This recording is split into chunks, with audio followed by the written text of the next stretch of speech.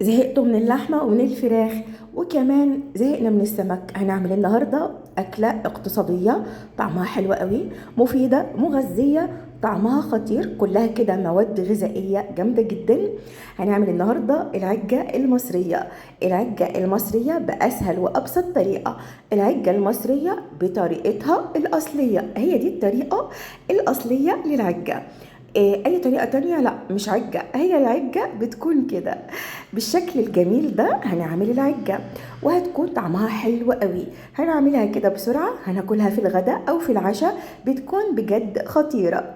العجة من اجمل واحلى الاكلات واللي بتكون طعمها حلو قوي، كلها كده فوائد وقيمات غذائية عالية قوي.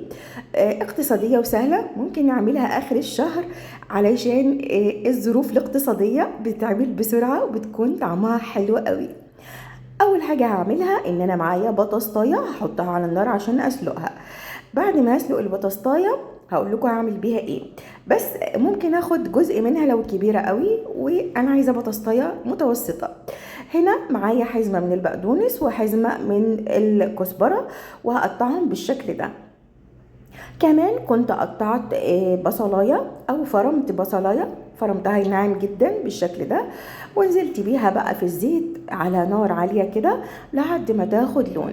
واول ما هتاخد لون هننزل بقى بالخضره اللي قطعناها، الكزبره والبقدونس، هنحطها كده على البصل علشان تتبل شويه كده مع البصل، وتبقى كده تخس من حجمها، يعني تبقى حجمها اقل شويه. وهنقلبها كويس قوي كده لحد ما تتبل كده مع البصل. بعد كده معايا 4 بيضات بالشكل ده، وممكن تحطي 3 بيضات، ممكن تحطي 4، ممكن تحطي 5، حتى لو 2 ممكن. هنحط كده البيض في طبق كبير شوية، وبعد كده هننزل بالتوابل اللي هي ملح وفلفل وكمون وبس، مش اكتر من كده. توابل العجة بتكون ملح وفلفل وكمون، وهنضرب كل الحاجات دي كده مع بعضها بالشوكة بالشكل السريع ده. بعد كده هننزل بقى بالخضرة والبصل اللي عملناهم على النار، وهنقلب برضو الخليط كويس جدا. بعد كده كان معانا بقى البطاطاية اللي سلقناها، هنهرسها كويس قوي، هنهرسها ناعم جدا، وهننزل بيها برضو على الخليط كده. بعد ما هرسنا البطاطساية المسلوقة هنحطها بقى على الخليط ونقلبهم كويس جدا مع بعض لحد كده ما كل الحاجات الحلوة دي تمتزج مع بعضها، وتطلع لنا صينية العجة الخطيرة. هنقلب كويس جدا كل الحاجات دي مع بعضها، وبكده خلاص خلصت العجة. بس هنحطها في الفرن 10 دقايق مش اكتر، 5 دقايق من الفرن تحت و5 دقايق تحت الشواية، وبتكون احلى صينية عجة، بتكون خطيرة.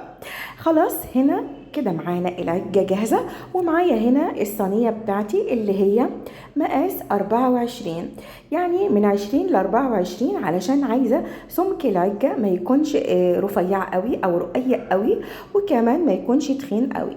يعني الصينية دي مناسبة لو هتعملي في ألمونيا او تيفال، اي صينية، المهم ان يكون مقاسها من 20 ل 24 علشان سمك العجة يكون معانا مظبوط.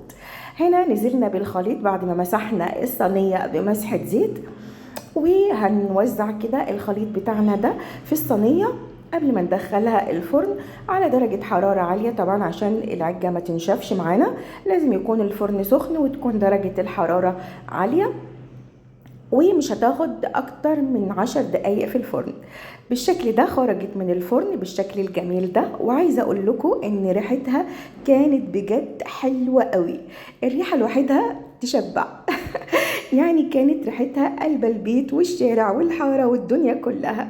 العجه الخطيره الجميلة اللي احنا بناكلها كده بتكون طعمها حلو قوي، بناكلها في العشاء او في الغداء، بتكون خطيرة، كلها كده قيمة غذائية عالية وفيتامين وحاجات حلوة قوي. كمان العجة بتكون بسيطة قوي في مكوناتها، يعني احنا ما حطيناش اي حاجة صعبة ولا من كوكب تاني، يعني حاجات بسيطة قوي وسهلة جدا، ما فيش فيها اي حاجة صعبة، بس النتيجة كانت حلوة جدا. دي كانت وصفتي النهاردة، لو عجبتكم وصفتي ما تنسوش بقى تتابعوني وتحطوا لايك للفيديو.